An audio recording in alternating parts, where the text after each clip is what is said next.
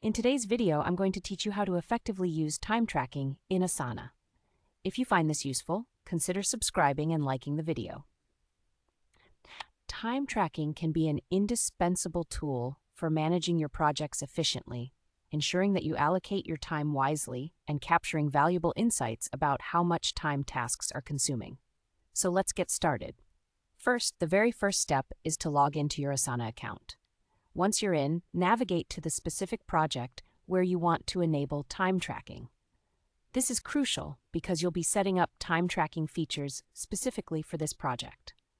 Once you're in your desired project, look towards the top right corner of the project page for a button that says Customize. Click on that button. This opens up a menu that will allow you to adjust various settings for your project, and we'll be focusing on adding time tracking fields today. Now, in the Customize menu, find and click on the Fields option. This is where you'll be able to add the necessary components for tracking your time. So go ahead and select the field that says Time Your Work. What this action does is add two very important new columns to your project view, one for estimated time and another for actual time. This will set the stage for on-the-go tracking of how long you plan to spend on tasks versus how long you're actually spending. Next up, it's time to set your estimated time for each task. In the project view, locate the estimated time column that you just added.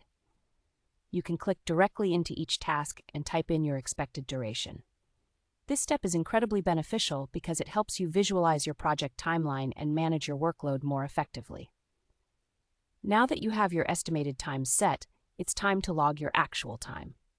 For this, you'll locate a specific task that you're working on and find the actual time column next to it. Look for the stopwatch icon in that column. It's usually pretty easy to spot. When you're ready to start working on that task, click on the stopwatch icon to begin recording your time. The timer will start, and as you work, it'll track how long you spend on that task.